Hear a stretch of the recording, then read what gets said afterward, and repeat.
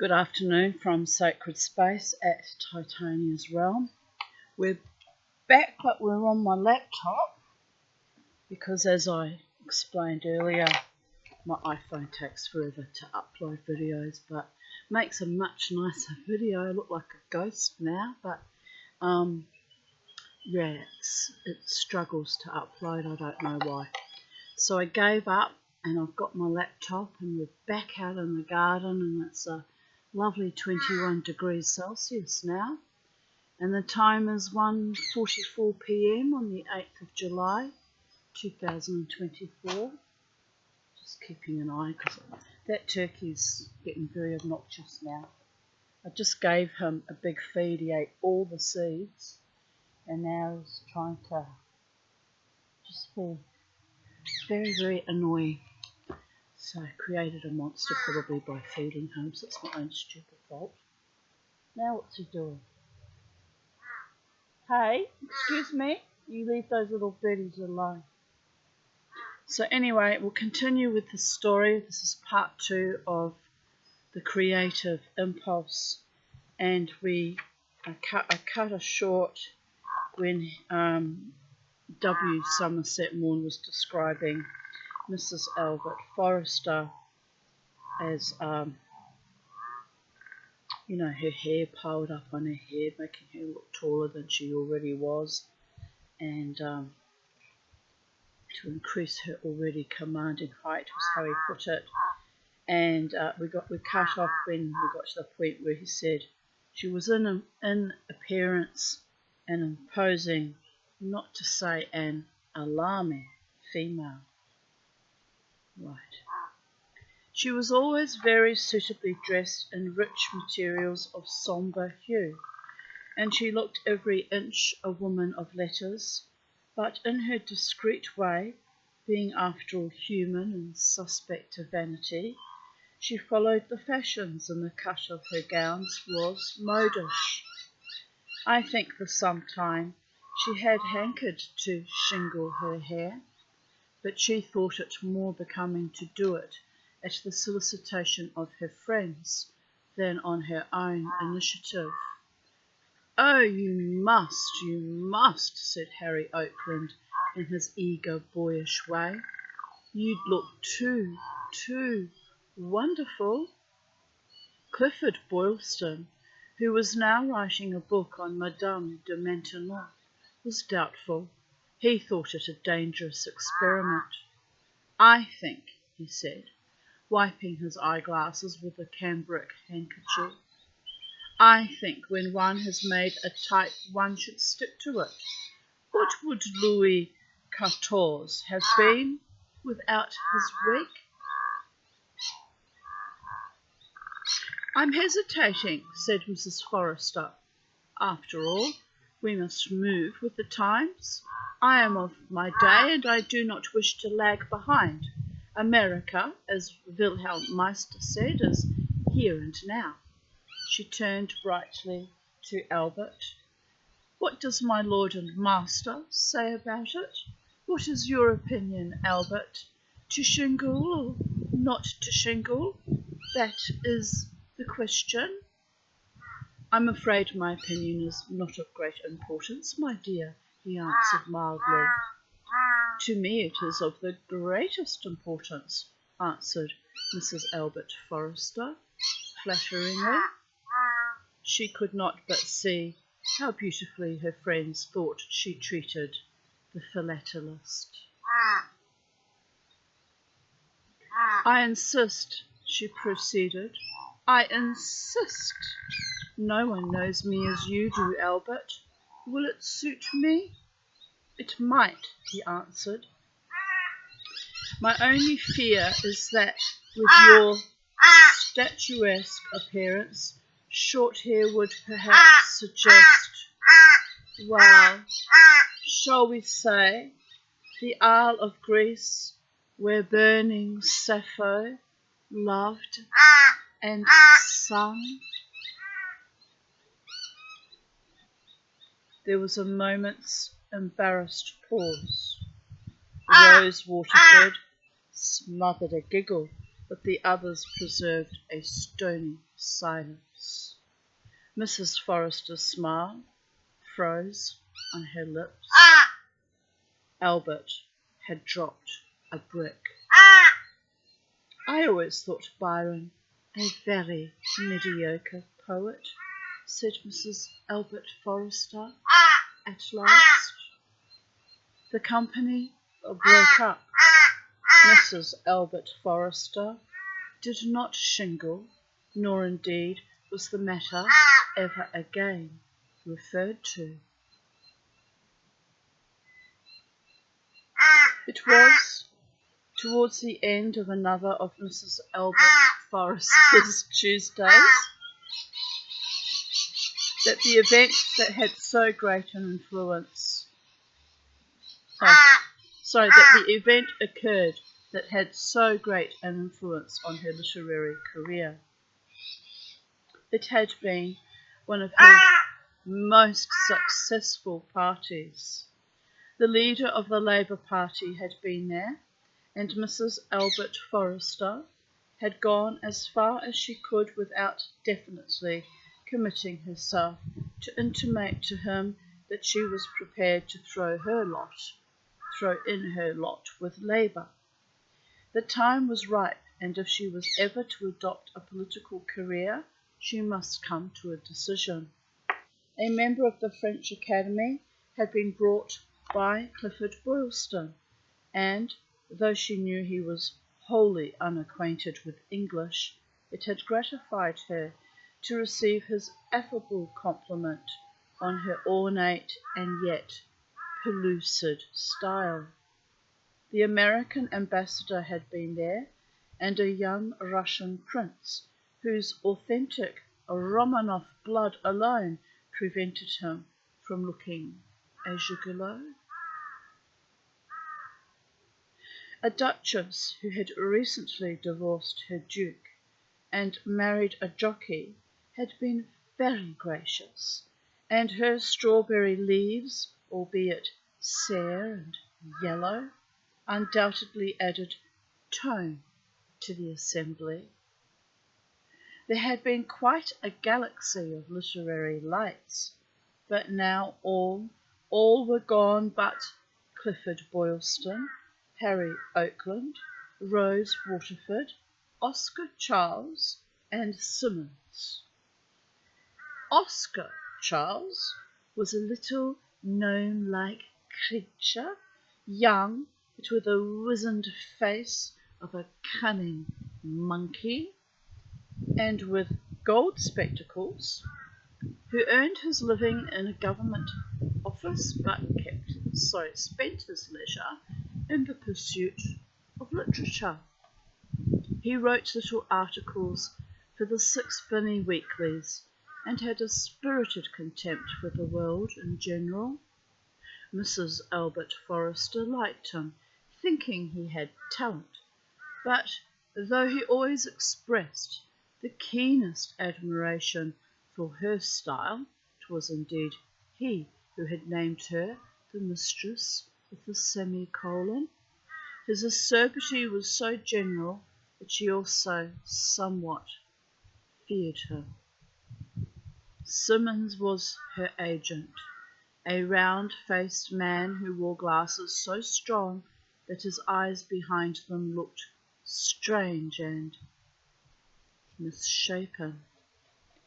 They reminded you of the eyes of some uncouth crustacean that you had seen in an aquarium.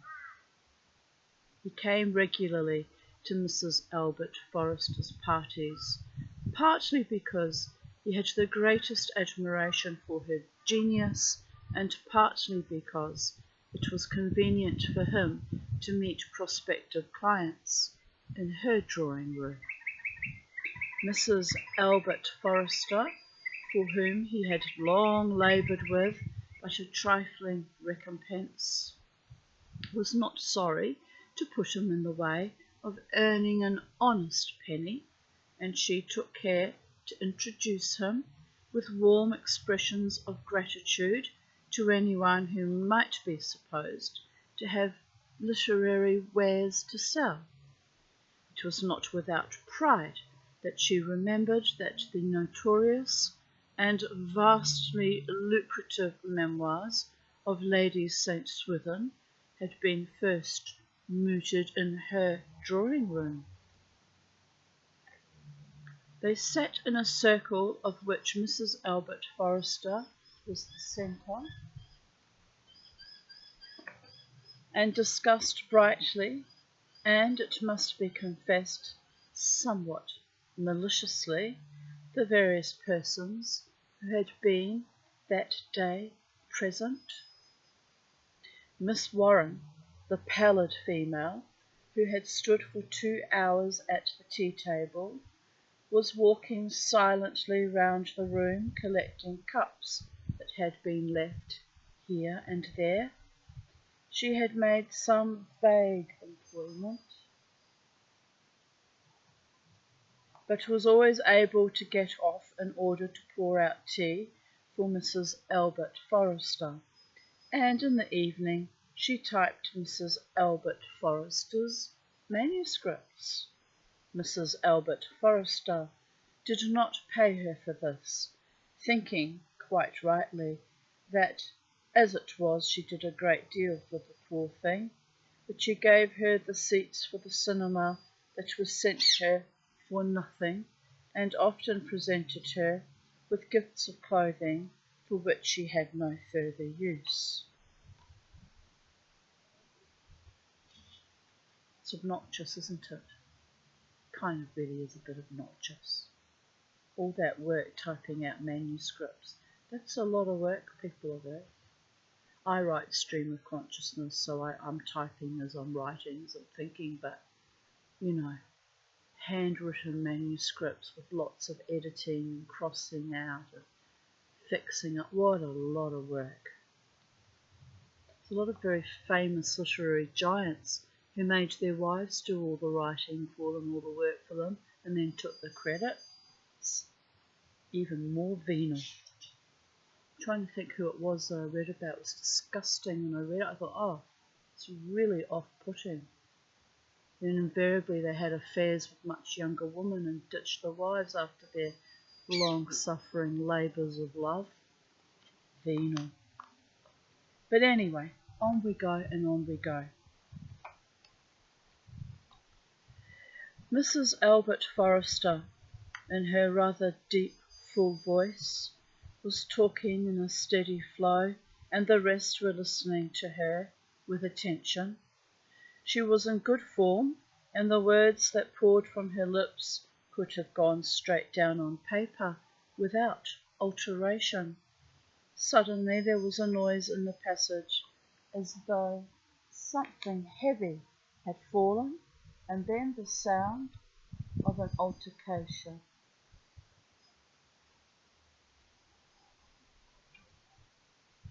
Just watching my Colonel. Mrs. Albert Forrester stopped, and a slight frown darkened her really noble brow. I should have thought they knew by now that I will not have this devastating racket in the flat.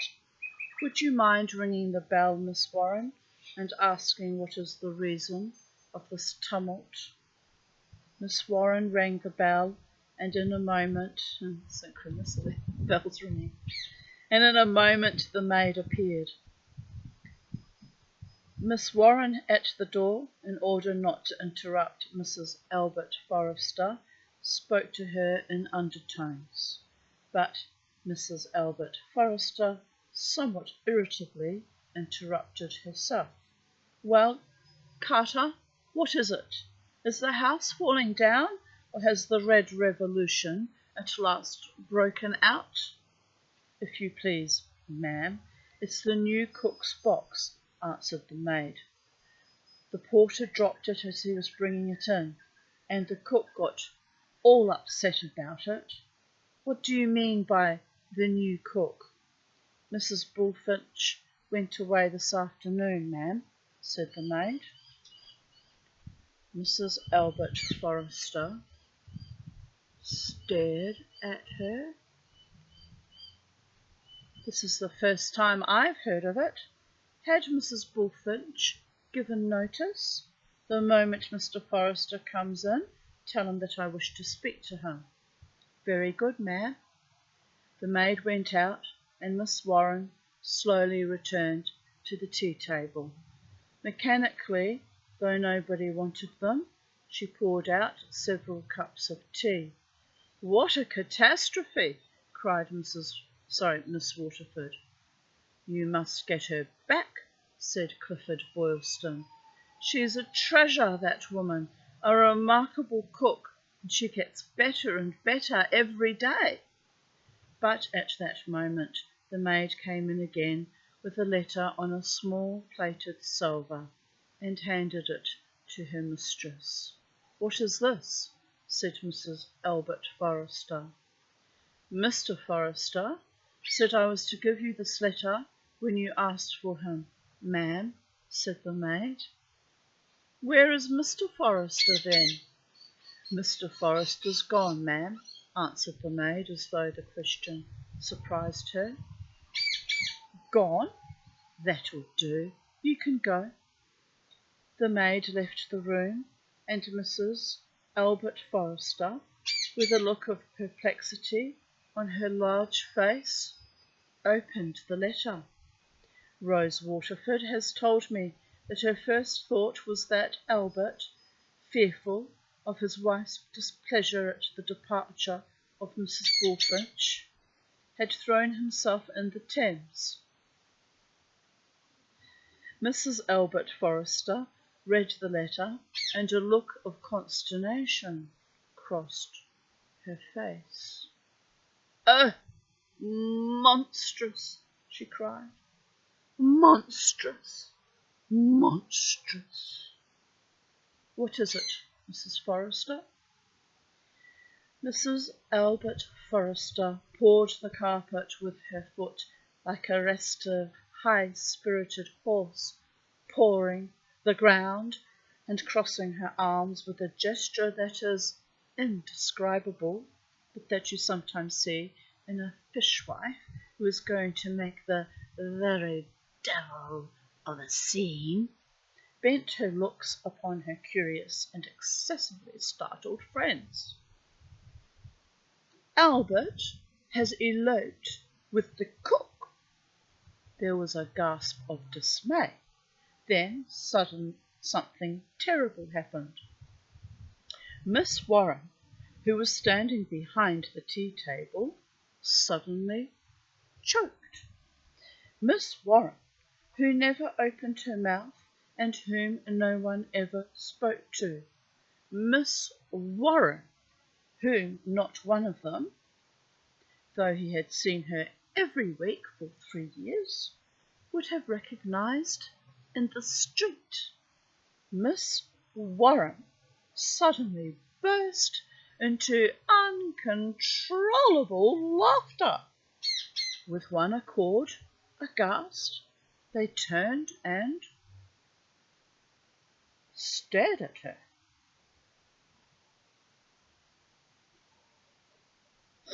They felt as Balaam must have felt when his ass broke into speech. She positively shrieked with laughter.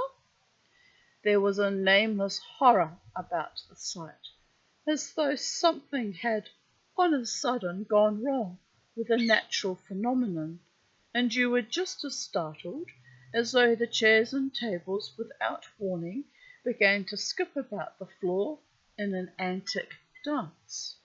Miss Warren tried to contain herself, but the more she tried, the more pitilessly the laughter shook her, and, seizing a handkerchief, she stuffed it in her mouth and hurried from the room. The door slammed behind her. Hysteria, said Clifford Boylston. Pure hysteria, of course, said Harry Oakland. But Mrs. Albert Forrester said nothing. The letter had dropped at her feet, and Simmons, the agent, picked it up and handed it to her. She would not take it. "Read it," she said. "Read it aloud." Mr. Simmons pushed his spectacles up on his forehead and, holding the letter very close to his eyes, read as follows: "My dear, Mrs. Bullfinch is in need of a change and has decided to leave, and as I do not feel inclined to stay on here without her, I am going too. I have had all the literature I can stand, and I am fed up with art. Mrs. Bullfinch does not care about marriage, but if you care to divorce me, she is willing to marry me. I hope you will find the new cook satisfactory. She has excellent references. It may save you trouble if I inform you that Mrs. Bullfinch and I are living at 411 Kennington Road, S.E., which I presume means South England, I don't know. Albert." No one spoke. Mr. Simmons slipped his spectacles back onto the bridge of his nose. The fact was that none of them, brilliant as they were, and accustomed to find topics of conversation to suit every occasion, could think of an appropriate remark. Mrs. Albert Forrester was not the kind of woman to whom you could offer condolences, and each was too much afraid of the other's ridicule to venture upon the obvious. At last, Clifford Boylston came bravely to the rescue. "One doesn't know what to say," he observed. There was another silence, and then Rose Waterford spoke. "What does Mrs. Bullfinch look like?" she asked. "How should I know?" answered Mrs. Albert Forrester, somewhat peevishly. "I never looked at her. Albert always engaged the servants. She just came in for a moment so that I could see if her aura was satisfactory." "Then you must have seen her every morning when you did the housekeeping?" "Albert did the housekeeping. It was his own wish, so that I might be free to devote myself to my work. In this life, one has to limit oneself." "Did Albert order your luncheons?" asked Clifford Boylston. "Naturally, it was his province." Clifford Boylston slightly raised his eyebrows.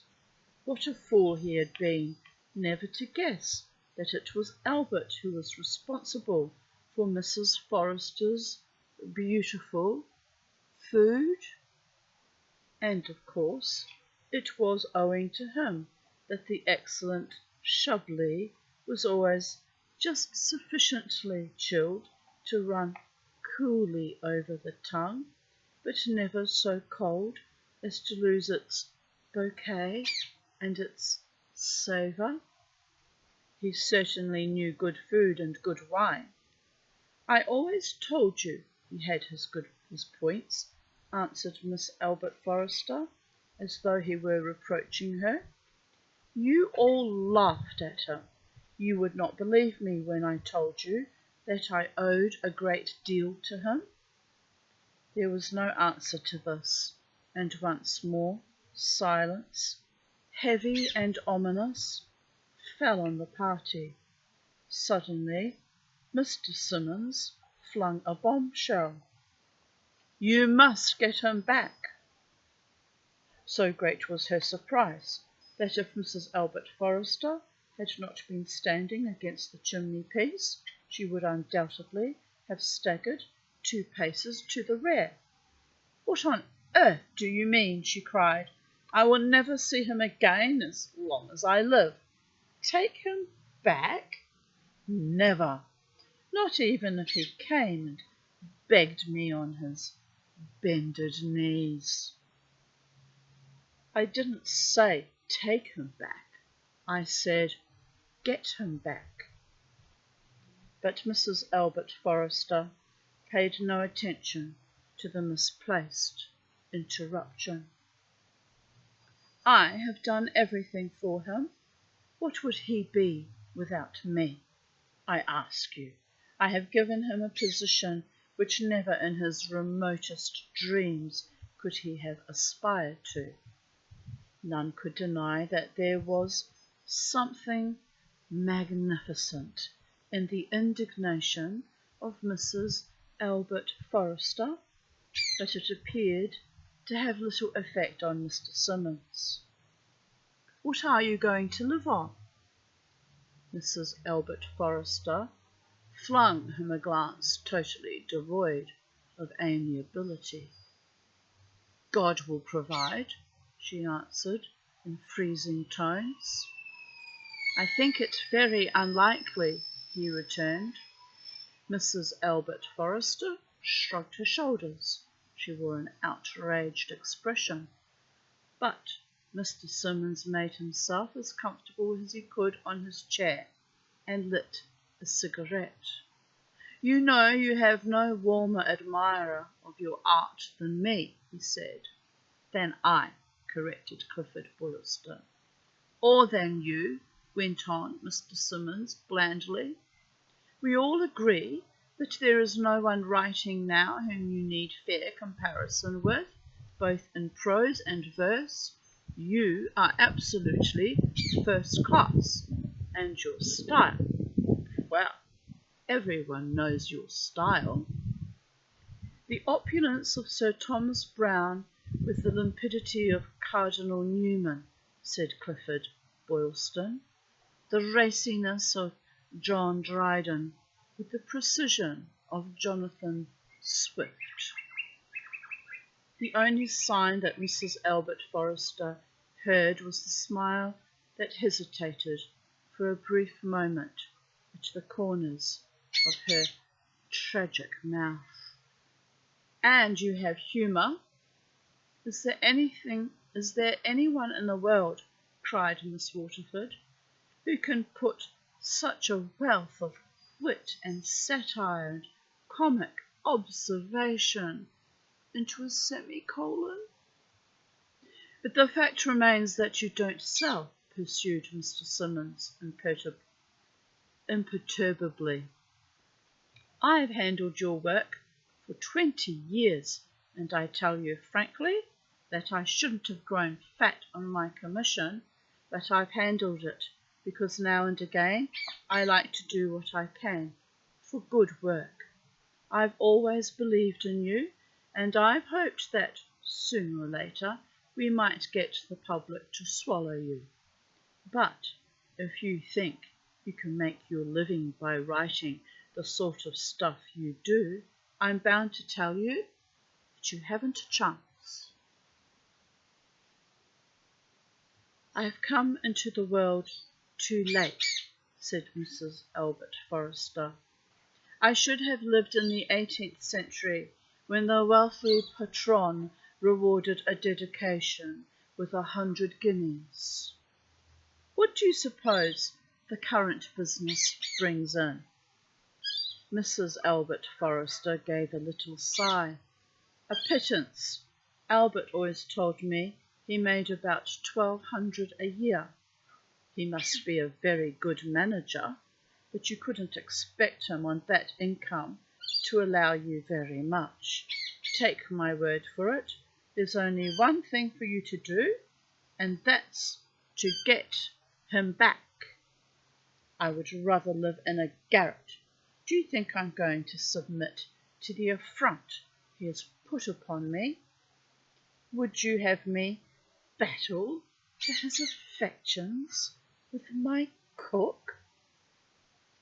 Do not forget that there is one thing which is more valuable to a woman like me than her ease, and that is her dignity. I was just coming to that, said Mr. Simmons, coldly. He glanced at the others, and those strange lopsided eyes of his looked more than ever monstrous and fish-like. There is no doubt in my mind, he went on, that you have a very distinguished and almost unique position in the world of letters.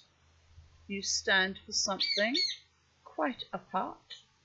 You never prostituted your genius for filthy lucre, and you have held high the banner of pure art.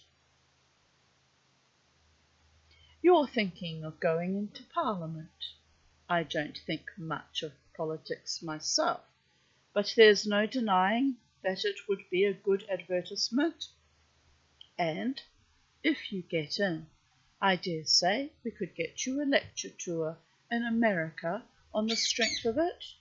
You have ideals, and this I can say, that even the people who've never read a word you've written respect you. But in your position, there's one thing you can't afford to be, and that's a joke. Mrs. Albert Forrester gave a distinct start. What on earth do you mean by that? I know nothing about Mrs. Bullfinch, and for all I know she's a very respectable woman, but the fact remains that a man doesn't run away with his cook without making his wife ridiculous. If it had been a dancer or a lady of title, I dare say it wouldn't have done you any harm, but a cook would finish you.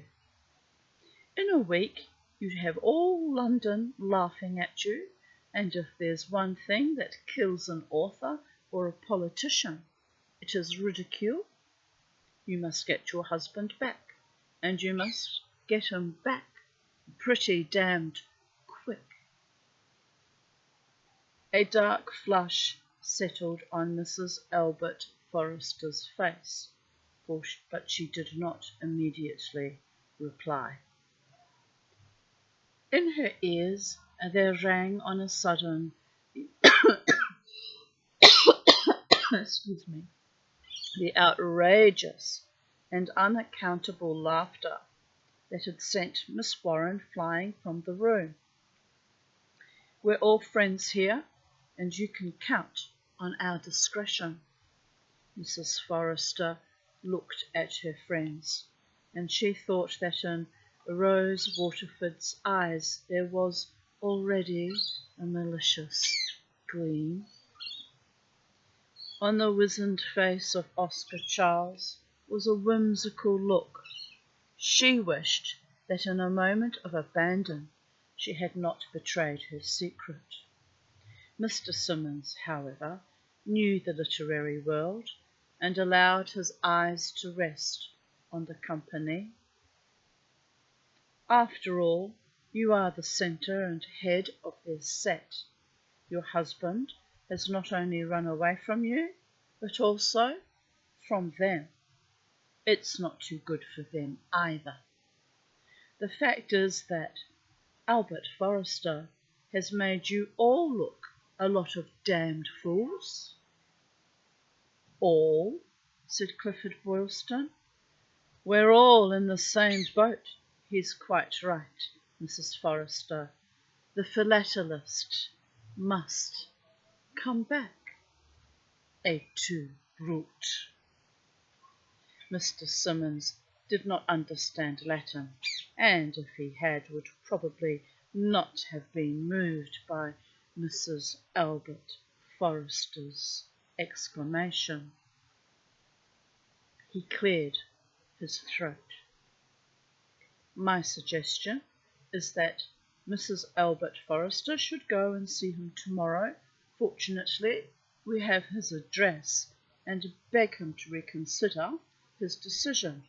I don't know what sort of things a woman says on these occasions, but Mrs. Forrester has tact and imagination, and she must say them. If Mr. Forrester makes any conditions, she must accept them. She must leave no stone unturned. If you play your cards well, there is no reason why you shouldn't bring him back here with you tomorrow evening, said Rose Waterford lightly. Will you do it, Mrs. Forrester? For 2 minutes, at least, turned away from them, she stared at the empty fireplace. Then, drawing herself to her full height, she faced them. For my aunt's sake, not for mine, I will not allow the ribald laughter of the Philistine to besmirch all that I hold good and true and beautiful. Capital, said Mr. Simmons, rising to his feet.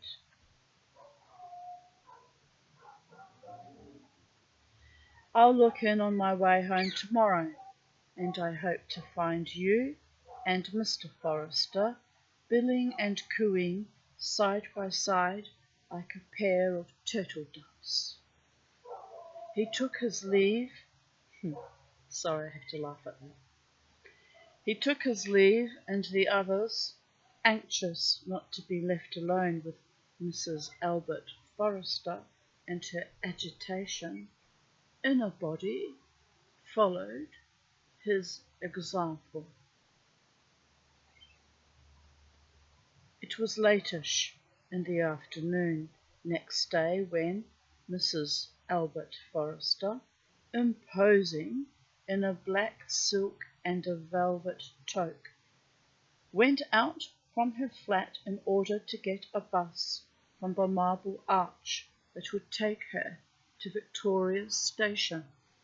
Mr. Simmons had explained to her by telephone how to reach the Kennington Road with expedition and economy. She neither felt nor looked like Delilah. At Victoria, she took the tram which runs down the Vauxhall Bridge Road.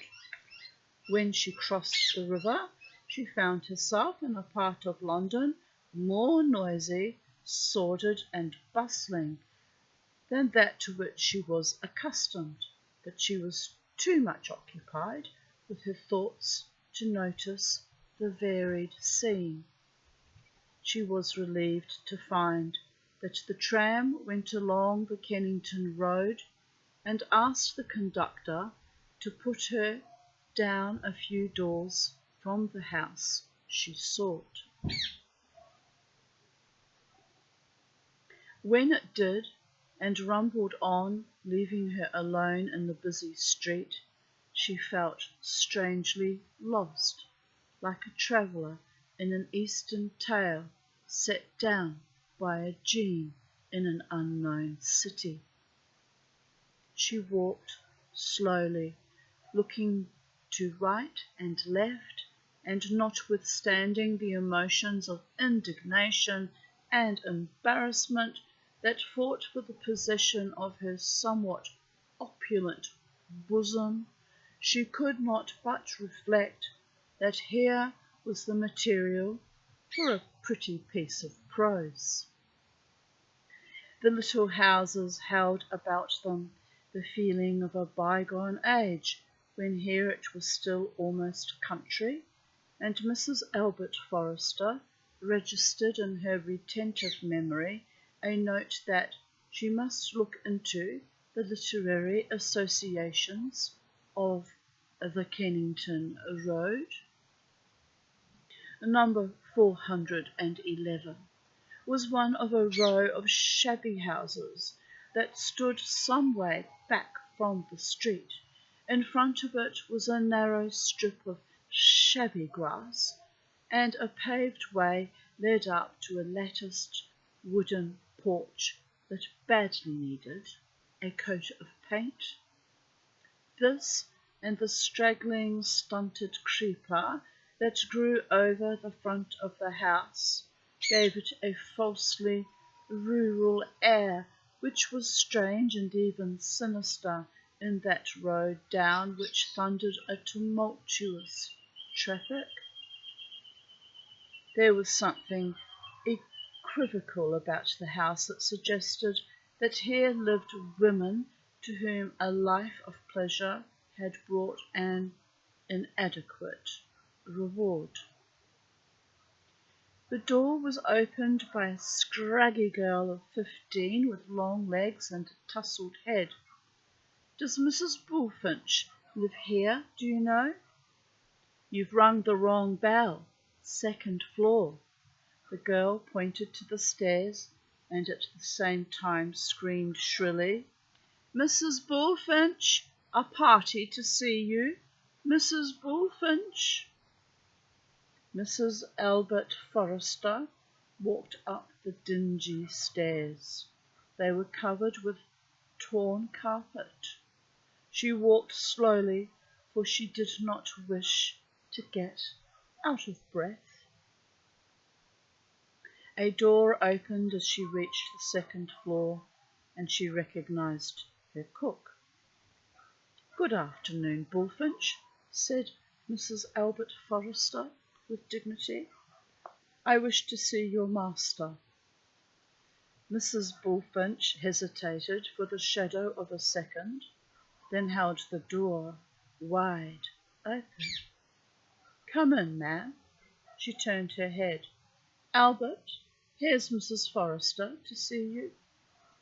Mrs. Forrester stepped by quickly, and there was Albert, sitting by the fire in a leather-covered but rather shabby armchair, with his feet in slippers and in shirt sleeves. He was reading the evening paper and smoking a cigar.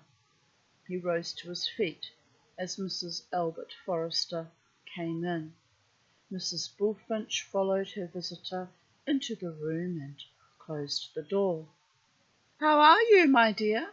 said Albert cheerfully. "Keeping well, I hope?" "You'd better put on your coat, Albert," said Mrs. Bullfinch. "What will Mrs. Forrester think of you, finding you like that? I never!" She took the coat, which was hanging on a peg, and helped him into it, and like a woman familiar with the peculiarities of masculine dress, pulled down his waistcoat so that it should not ride over his collar. "I received your letter, Albert," said Mrs. Forrester. "I supposed you had, or you wouldn't have known my address, would you?" "Won't you sit down, ma'am?" said Mrs. Bullfinch, deftly dusting a chair, part of a suite covered in plum-covered velvet, and pushing it forwards.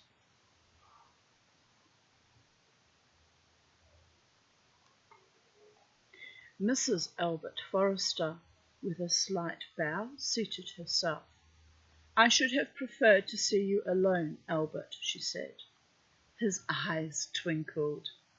"Since anything you have to say concerns Mrs. Bullfinch as much as it concerns me, I think it much better that she should be present. Coward hiding behind apron strings, am I right? Men, they're such cowards, but you do have to kind of laugh."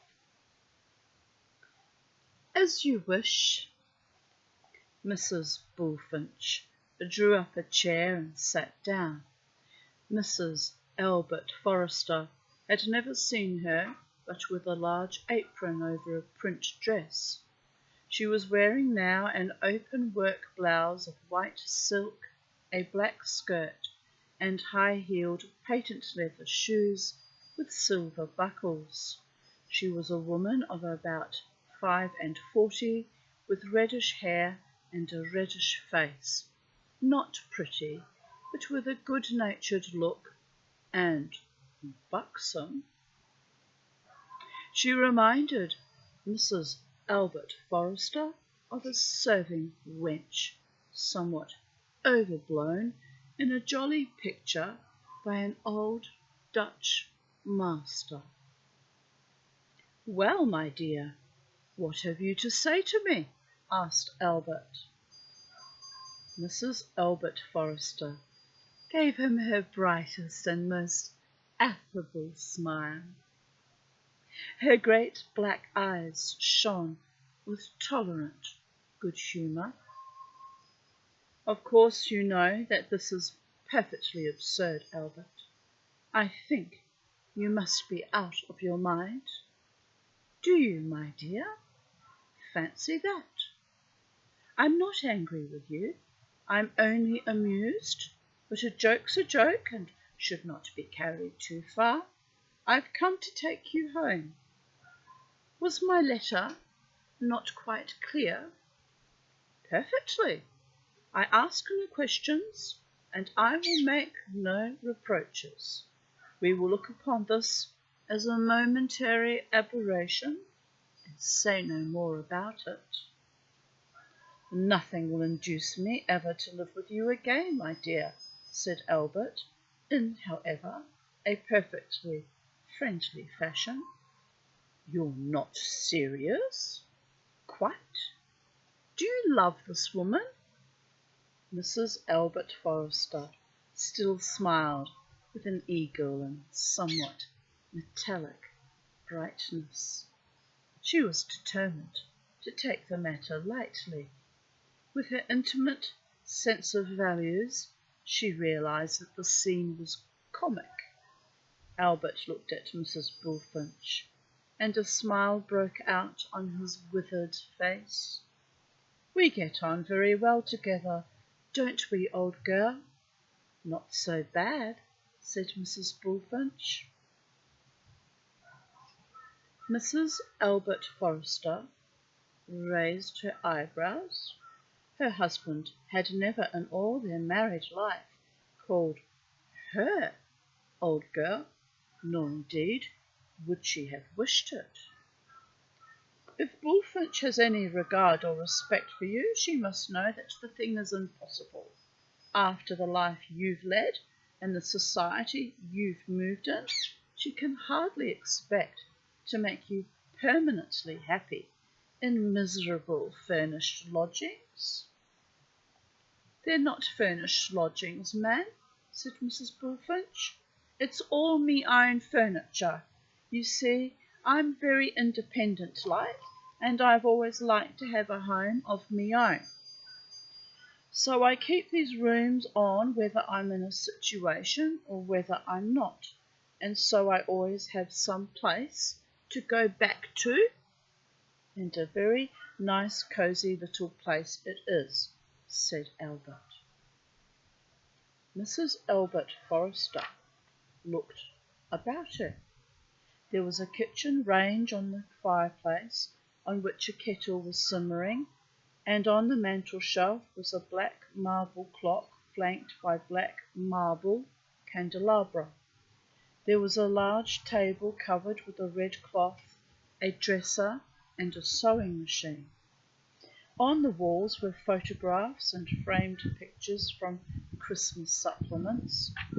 A door at the back, covered with a red plush portière, led into what, considering the size of the house, Mrs. Albert Forrester, who, in her leisure moments, had made a somewhat extensive study of architecture, could not but conclude was the only bedroom. Mrs. Bullfinch and Albert lived in a contiguity that allowed no doubt about their relations. "Have you not been happy with me, Albert?" asked Mrs. Forrester in a deeper tone. "We've been married for 35 years, my dear. It's too long. It's a great deal too long. You're a good woman in your way, but you don't suit me. You're literary, and I'm not. You're artistic, and I'm not. I've always taken care to make you share in all my interests. I've taken great pains that you shouldn't be overshadowed by my success. You can't say that I've ever left you out of things. You're a wonderful writer. I don't deny it for a moment. But the truth is, I don't like the books you write. That, if I may be permitted to say so, merely shows that you have very bad taste. All the best critics admit their power and their charm. And I don't like your friends. Let me tell you a secret, my dear.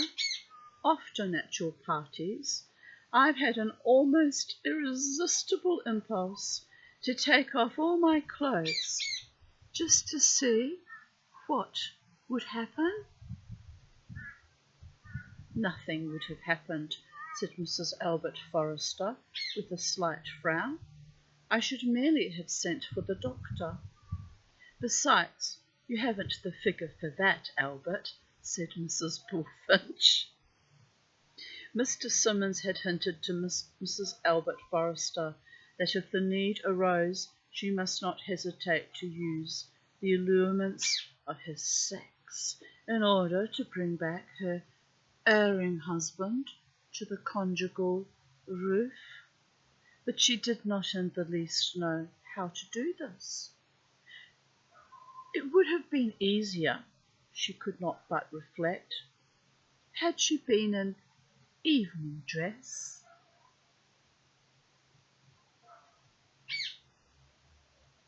Does the fidelity of 35 years count for nothing? I have never looked at another man, Albert. I'm used to you. I shall be lost without you. I've left all my menus with the new cook, ma'am. You've only got to tell her how many to luncheon, and she'll manage, said Mrs. Bullfinch. She's very reliable, and she has as light a hand with pastry as anyone I ever knew. Mrs. Albert Forrester began to be discouraged. Mrs. Bullfinch's remark, well meant no doubt, made it difficult to bring the conversation onto the plane on which emotion could be natural. I'm afraid you're only wasting your time, my dear, said Albert. My decision is irrevocable. I'm not very young any more, and I want someone to take care of me. I shall, of course, make you as good an allowance as I can. Corinne wants me to retire. Who is Corinne? Asked Mrs. Forrester, with the utmost surprise. It's my name, said Mrs. Bullfinch. My mother was half French. That explains a great deal, replied Mrs. Forrester, pursing her lips. For though she admired the literature of our neighbours, she knew that their morals left much to be desired. What I say is, Albert's worked long enough, and it's about time he started enjoying himself. I've got a little bit of property at Clacton-on-Sea. It's a very healthy neighbourhood, and the air is wonderful. We could live there very comfortable, and what with the beach and the pier, there's always something to do. They're a very nice lot of people down there. If you don't interfere with nobody will interfere with you. I discussed the matter with my partners today, and they're willing to buy me out. It means a certain sacrifice. When everything is settled, I shall have an income of £900 a year. There are 3 of us, so it gives us just a 300 a year apiece. How am I to live on that? Cried Mrs. Albert Forrester. I have my position to keep up. You have a fluent, a fertile,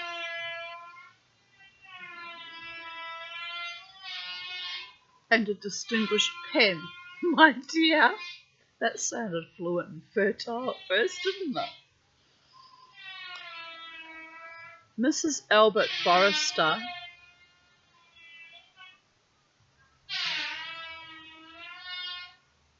dear goddess, impatiently shrugged her shoulders.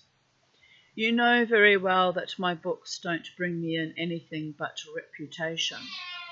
The publishers always say that they lose by them, and in fact they only publish them because it gives them prestige.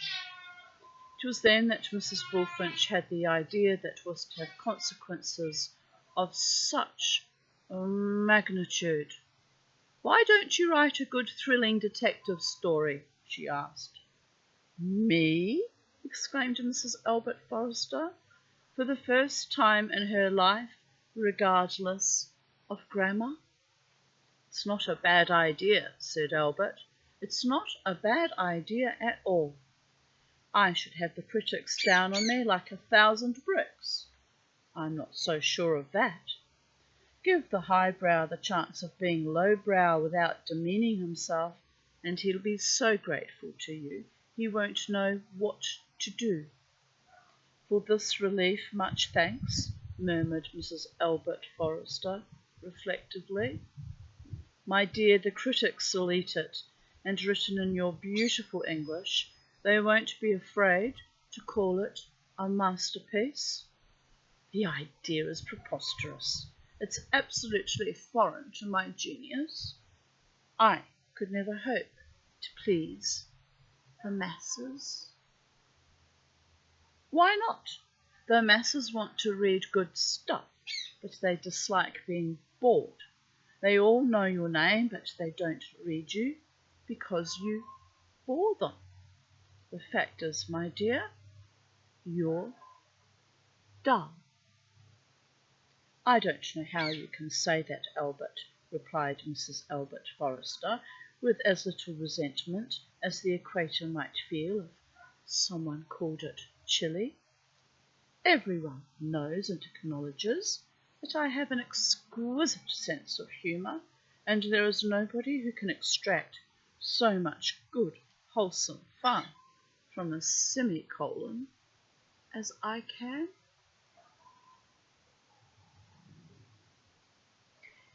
If you can give the masses a good, thrilling story, and let them think at the same time that they are improving their minds, you'll make a fortune. Might bring my birdies in, sir.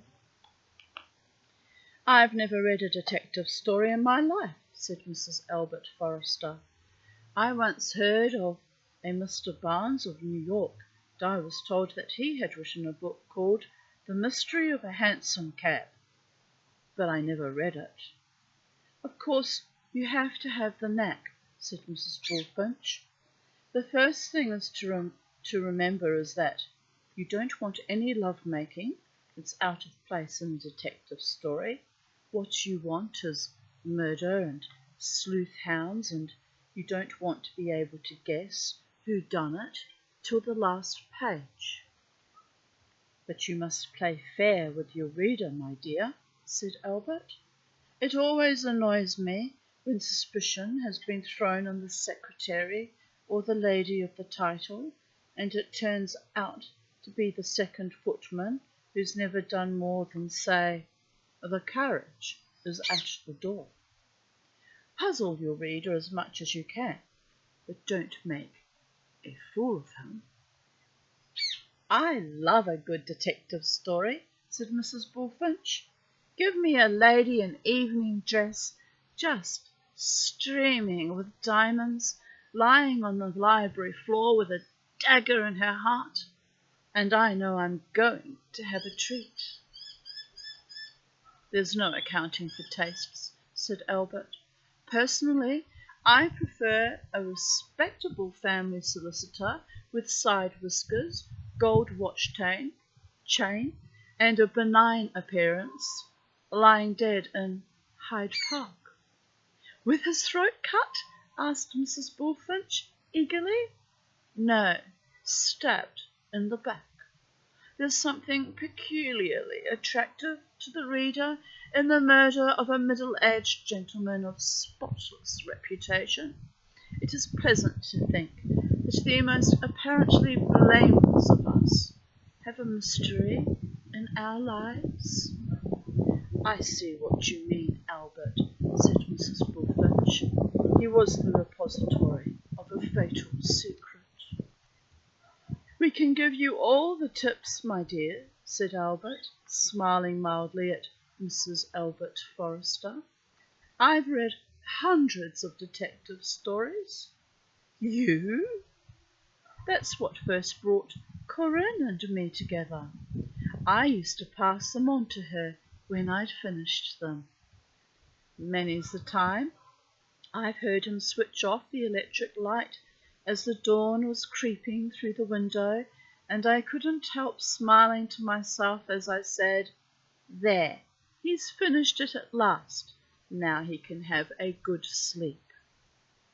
Mrs. Albert Forrester rose to her feet. She drew herself up. "Now I see what a gulf separates us," she said, and her fine contralto shook a little.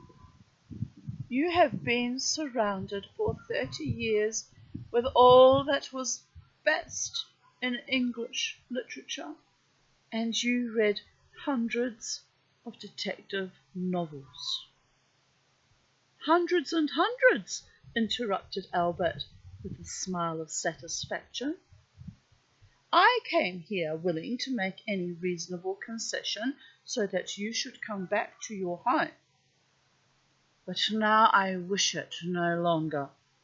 You have shown me that we have nothing in common, and never had. There is an abyss between us." "Very well, my dear," said Albert gently. "I will submit to your decision. But you think over the detective story." "I will arise and go now," she murmured, "and go to Innisfree." "I'll just show you downstairs," said Mrs. Bullfinch. "One has to be careful of the carpet if one doesn't know exactly where the holes are." With dignity, but not without circumspection, Mrs. Albert Forrester walked downstairs, and when Mrs. Bullfinch opened the door and asked her if she would like a taxi, she shook her head. "I shall take the tram." "You need not be afraid that I won't take good care of Mr. Forrester, ma'am," said Mrs. Bullfinch pleasantly. "He shall have every comfort. I nursed Mr. Bullfinch for 3 years during his last illness, and there's very little I don't know about invalids. Not that Mr. Forrester isn't very strong and active for his years, and of course he'll have a hobby. I always think a man should have a hobby. He's going to collect postage stamps." Mrs. Albert Forrester gave a little start of surprise, but just then a tram came in sight, and, as a woman, even the greatest of them, will, she hurried at the risk of her life into the middle of the road and waved frantically. It stopped, and she climbed in. She did not know how she was going to face Mr. Simmons. He would be waiting for her when she got home. Clifford Boylston would probably be there too. They would all be there, and she would have to tell them that she had miserably failed. At that moment she had no warm feeling of friendship for her little group of devoted admirers. Wondering what the time was, she looked up at the man sitting opposite her to see whether he was the kind of person she could modestly ask, and suddenly started, for, sitting there, was a middle-aged gentleman of the most respectable appearance, with side whiskers, a benign expression, and a gold watch chain. It was the very man whom Albert had described lying dead in Hyde Park, and she could not but jump to the conclusion that he was a family solicitor. The coincidence was extraordinary, and really it looked as though the hand of fate were beckoning to her. He wore a silk hat, a black coat, and pepper and salt trousers. He was somewhat corpulent, of a powerful build, and by his side was a despatch case. When the tram was halfway down the Vauxhall Bridge Road, he asked the conductor to stop, and she saw him go down a small, mean street. Why? Ah, why? When it reached Victoria, so deeply immersed in thought was she, until the conductor somewhat roughly told her where she was, she did not move. Edgar Allan Poe had written detective stories. She took a bus. She sat inside, buried in reflection, but when it arrived at Hyde Park Corner, she suddenly made up her mind to get out. She couldn't sit still any longer. She felt she must walk.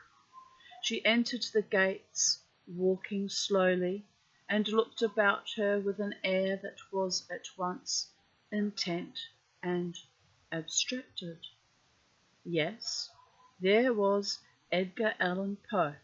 No one could deny that. After all, he had invented the genre, and everyone knew how great his influence had been on the Parnassians.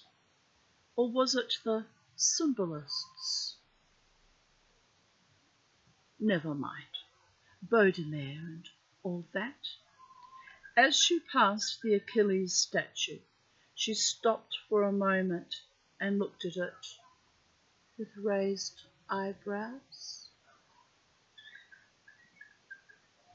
At length she reached her flat, and opening the door saw several hats in the hall. They were all there. She went into the drawing room. "Here she is at last!" cried Miss Waterford. Mrs. Albert Forrester advanced, smiling with animation, and shook the proffered hands. Mr. Simmons and Clifford Boylston were there, Harry Oakland and Oscar Charles. "Oh, you poor things! Have you had no tea?" she cried brightly. "I have an idea what the time is, but I know I'm fearfully late." "Well?" they said. "Well?" "My dears, I've got something quite wonderful to tell you. I've had an inspiration. Why should the devil have all the best tunes?" "What do you mean?" She paused in order to give full effect to the surprise she was going to spring upon them. Then she flung it at them without preamble. "I'm going to write a detective story." They stared at her with open mouths. She held up her hand to prevent them from interrupting her, but indeed no one had the smallest intention of doing so. "I'm going to raise the detective story to the dignity of art. It came to me suddenly in Hyde Park. It's a murder story, and I shall give the solution on the very last page.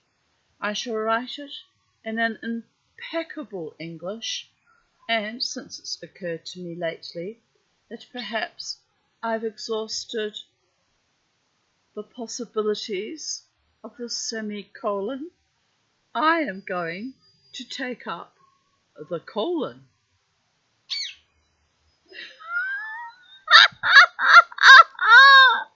Sorry, I can't. I just find it so delightful. Oh, no one yet has explored its potentialities. Humour and mystery are what I aim at. I shall call it the Achilles statue. What a title! Cried Mr. Simmons, recovering himself before any of the others. I can sell the serial rights on the title and your name alone. But what about Albert? Asked Clifford Boylston. Albert? Echoed Mrs. Forrester. Albert? She looked at him as though for the life of her she could not think what he was talking about. Then, with a little cry, as if she had suddenly remembered, Albert! I knew I'd gone out on some errand and it's absolutely slipped my memory. I was walking through Hyde Park and I had this inspiration. What a fool you'll all think me. Then you haven't seen Albert? My dear, I forgot all about him. She gave an amused laugh. Let Albert keep his cook. I can't bother about Albert now. Albert belongs to the semicolon period. I'm going to write a detective story. My dear, you're too wonderful, said Harry Oakland. The end. Have a beautiful day wherever you are in the space-time continuum, and I hope you enjoyed that as much as I did. Bye for now, people of Earth.